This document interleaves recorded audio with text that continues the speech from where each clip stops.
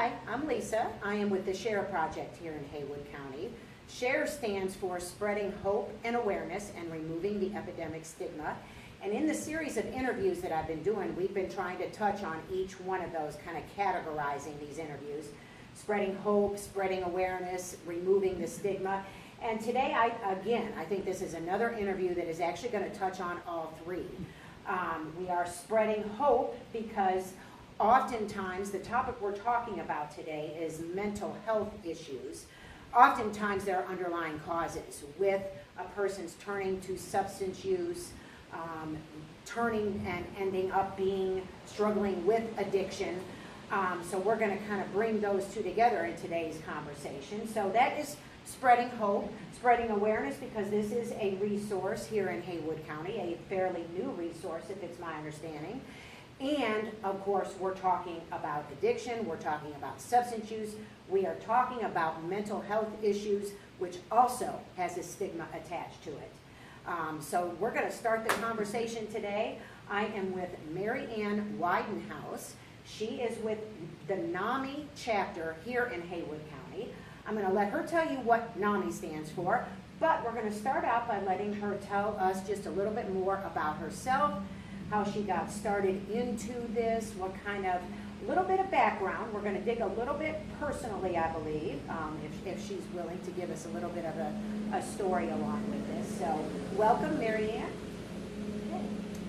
I grew up in New Jersey, in northwestern New Jersey on the Pennsylvania border. I came to college in Hickory, North Carolina, to Lenoir-Rhyne, what is now Lenoir-Rhyne University. I graduated with a bachelor's degree in nursing. So I worked as a nurse for a period of time, although I worked in obstetrics. And now here I am in mental health stuff, which is kind of an interesting juggle there. My husband and I married, and my husband and I have traveled around the country, courtesy of the Air Force. We have 4 children and 14 grandchildren. The newest one is 6 weeks old. So I came into NAMI when my mother, who was then 85, came to live with us in North Carolina from New Jersey, and she had struggled with mental health conditions almost her entire life, starting at age 16. And she was doing well, and then all of a sudden wasn't doing well. And I reached back into my psychiatric nursing background that said these were psychologically based illnesses, conditions. I did not realize that there was biology involved. And so I was dealing with her in a way that was not helpful. And I was going under. I found out that there was a group called NAMI, National Alliance. At the time it was called National Alliance for the Mentally Ill. It's been changed to National Alliance on Mental Illness, because we want to use person-first language. And they helped me a great deal understand that, first of all, I was not alone. There were others out there struggling. There's always hope. And I was told to read everything I could about my mother's illness. The first time I heard illness in relation to that. And so I did, and what I found was not only information about my mother, but I read, oh my goodness, that's me. Oh, that's me. And I realized that I had been struggling with mental health issues all my life. And that gave me hope that not only was psychology involved, but biology was involved, and that lifted an enormous burden from my shoulders. So do you mind to break that apart just a little bit? Okay. The difference between psychology and biology. Can you do that in a nutshell? Well, psychology says there's deep-seated psychological problems that need to be brought to the surface and dealt with. And that's what I said to my mother. If she would just stop taking her anxiety medication every time she got anxious and dealt with the problems, then she wouldn't be anxious anymore. Instead of knowing that anxiety is often caused by some chemical imbalances and other issues in the brain. Okay. And so that changed my mindset completely. Yes, and that, you can liken that, go ahead and compare those two to addiction for us, if you would. Because those two are very much the same. Oftentimes, Yes. people are told to just stop. That's right, just stop, pull yourself up by your bootstraps and just stop. And what I have learned through the years is, while there may be other issues that precipitated someone starting into addiction, whatever the addiction is, because there's a very wide gambit of Yes. addictions that can, gambling and overeating, and there's a lot of things that are addictions. It very quickly morphs into affecting the brain. And then that makes it kind of a double-edged sword, because we're dealing with some biology as well as other issues that may be adding to the person Yes. continuing to Yes. use or participate in whatever it is. Yes, absolutely, the destructive behavior, which Yes. addiction is, a It destructive is, behavior, yes. So we touched on it just a tiny bit at the very beginning. Tell me what role stigma plays in a person's lack of, in this case, seeking treatment for their mental illness. Well, there's several things.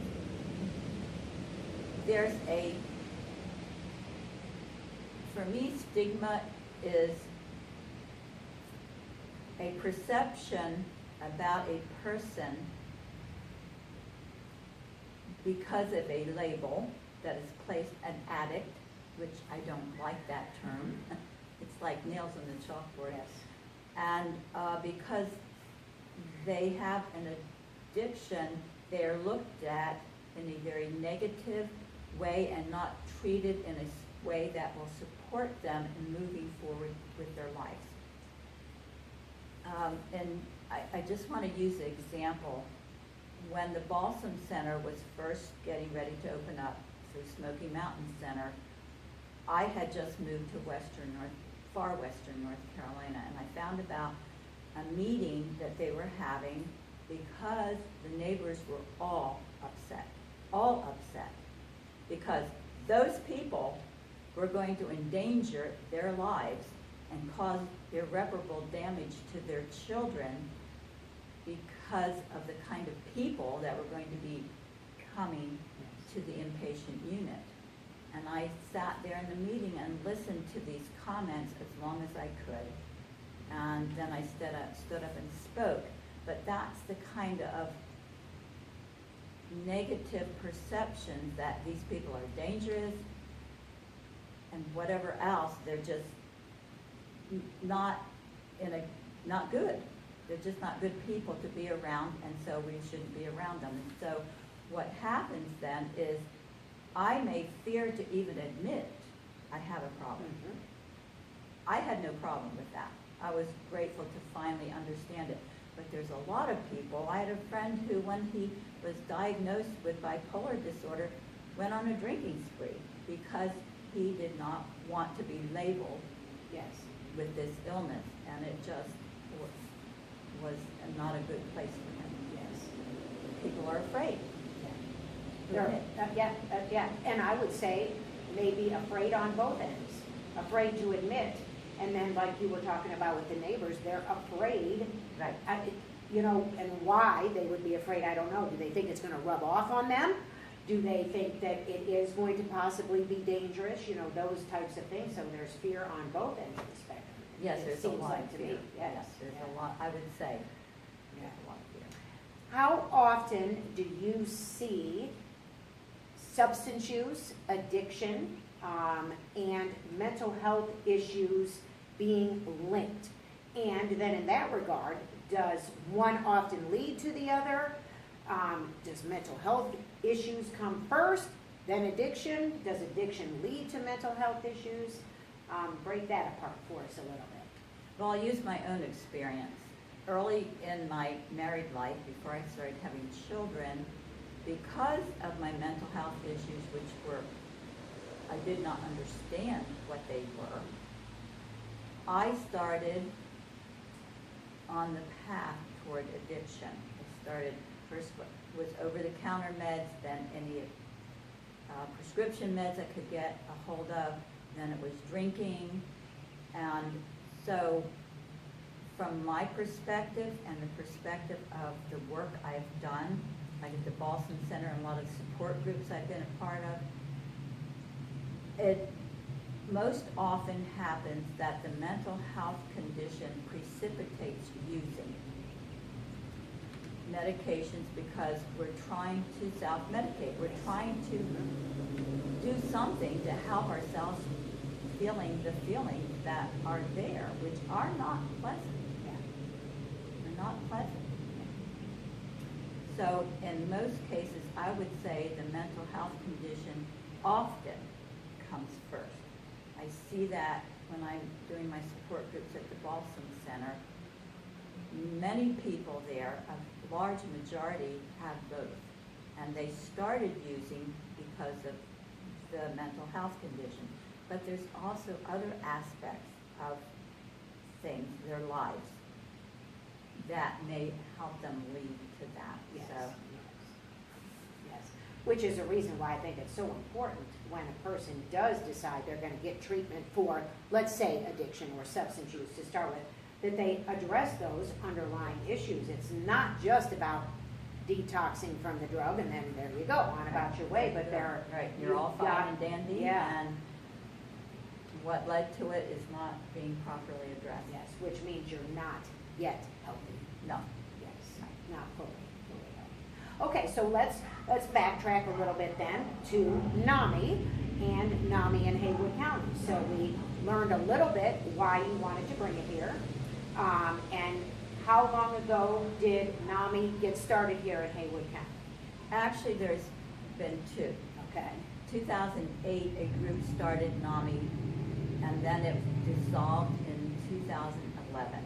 So when I moved here in 2015, I knew I needed to resurrect that group, and we had to go through the whole process of reestablishing the NAMI affiliate. There's a lot of I's to dot, T's to cross with that. So we started actually working toward it in 2016, started with the process, and we were finally officially recognized as a group by the National NAMI Association in 2017. Okay, so it's been here several years. Yes, been here several years. Okay. So tell me what a NAMI chapter does. What is the focus? You mentioned support groups. Do they do that? Do they have a target audience per se? Do you do some education, education in the schools, education of parents? Tell me a little bit what a focus is of NAMI chapters. Well, there's actually 4 separate focuses. Okay. One is support, and that can come in a variety of ways. Support is support groups. My phone is out, my number is out there, people can call me, one-on-one support. We also do education class. We have formal classes. NAMI has several formal classes. We would like to see mental health conditions diagnosed and treated early, as soon as possible, so we don't go downhill. So there are a variety of education classes. There's NAMI Basics, which helps parents or supporters of children. There's Family to Family for those who have a loved one with an adult. And then there's like peer-to-peer for those of us who have mental health conditions. There's also public education programs. Ending the Silence is a new one. It's for middle school and high school students, as well as parents and guardians and staff. There's 3 different groups. Then there's also In Our Own Voice, which is one of my favorite ones. I love it because I've been doing it now for about 10, 12 years. In Our Own Voice takes people who are in recovery, I say in recovery, not recovered, because we're still dealing with the symptoms. In recovery, help them learn how to present their story.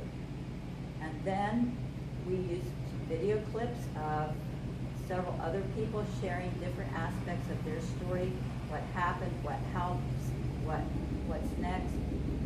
And then we share our story, and then we have discussions with the audience. Okay.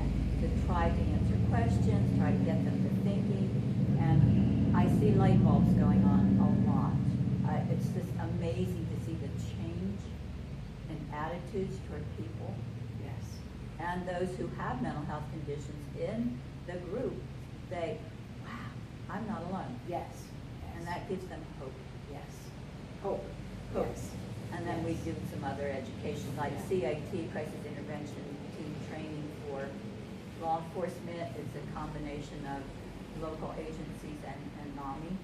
So there's law enforcement involvement. Nice.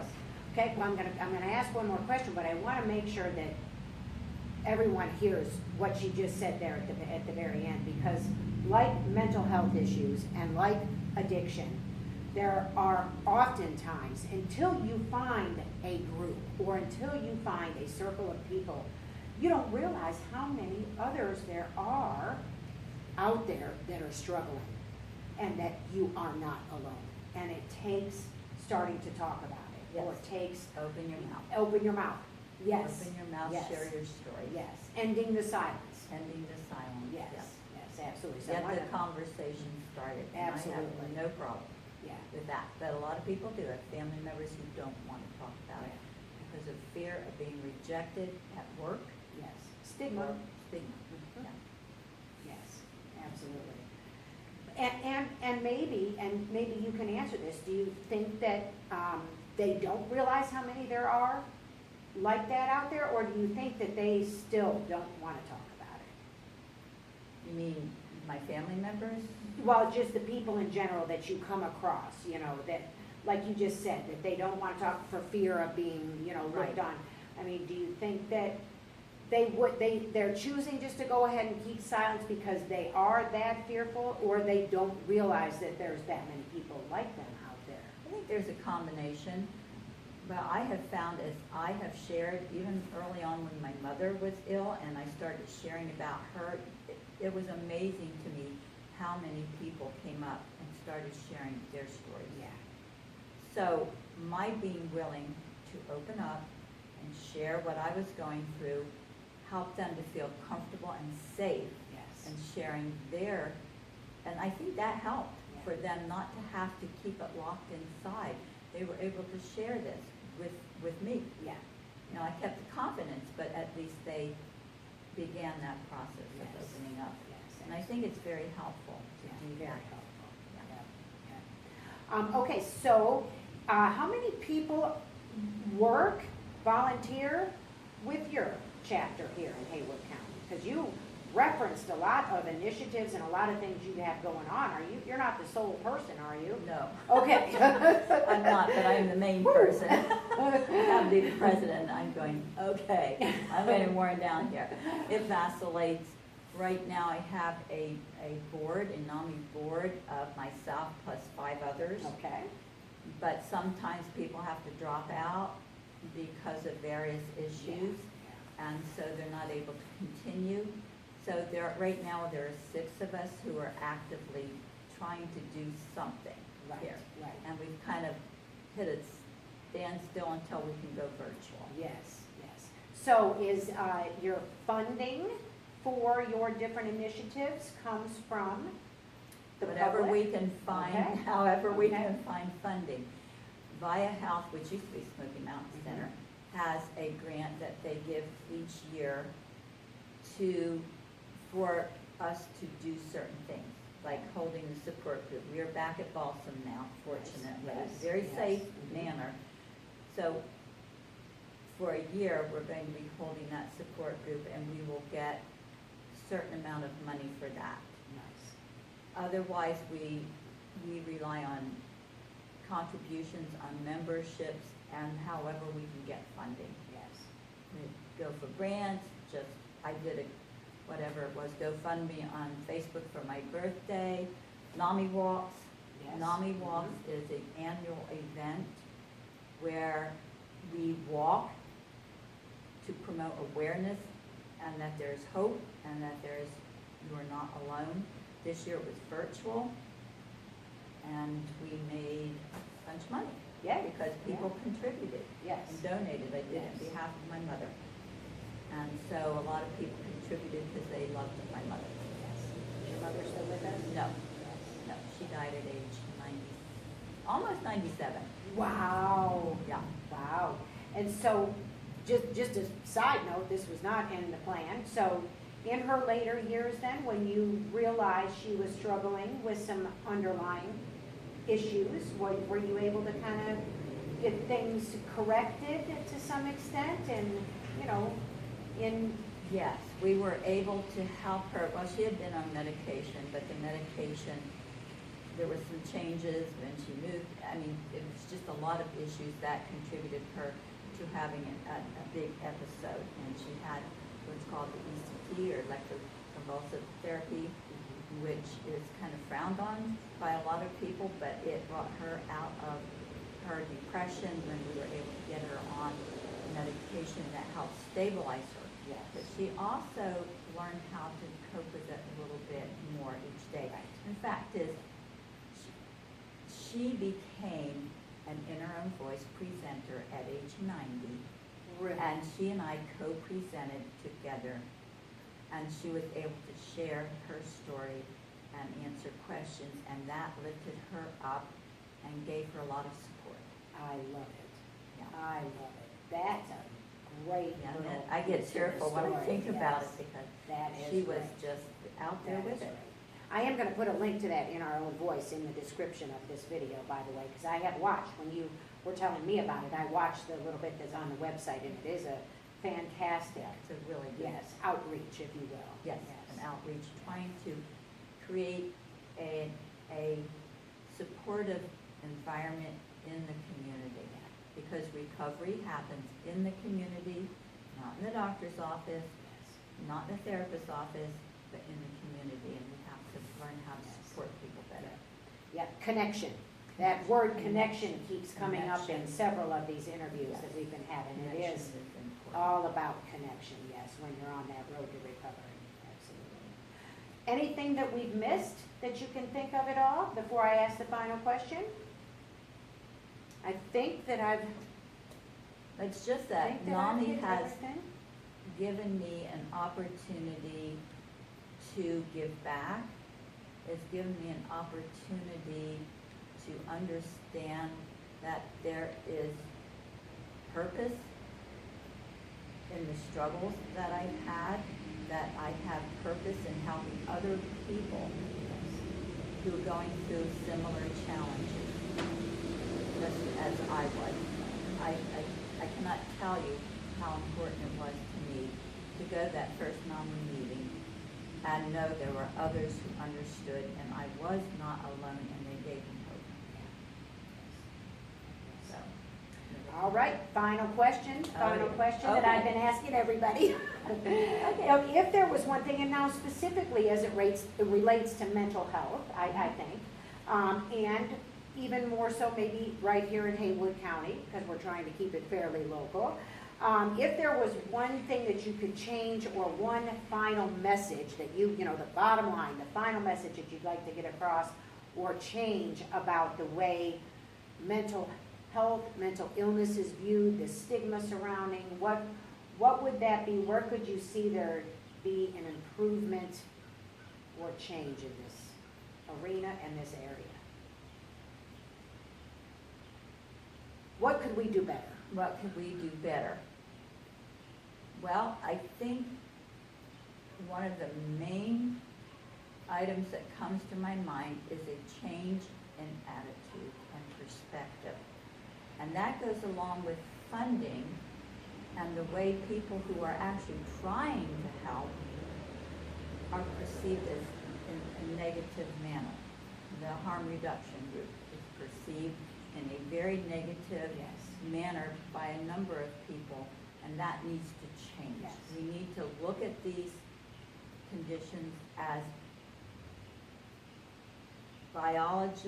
biologically based with environmental factors, and look at helping them in a different supportive way and moving forward. That's what I think we need. People can be in recovery.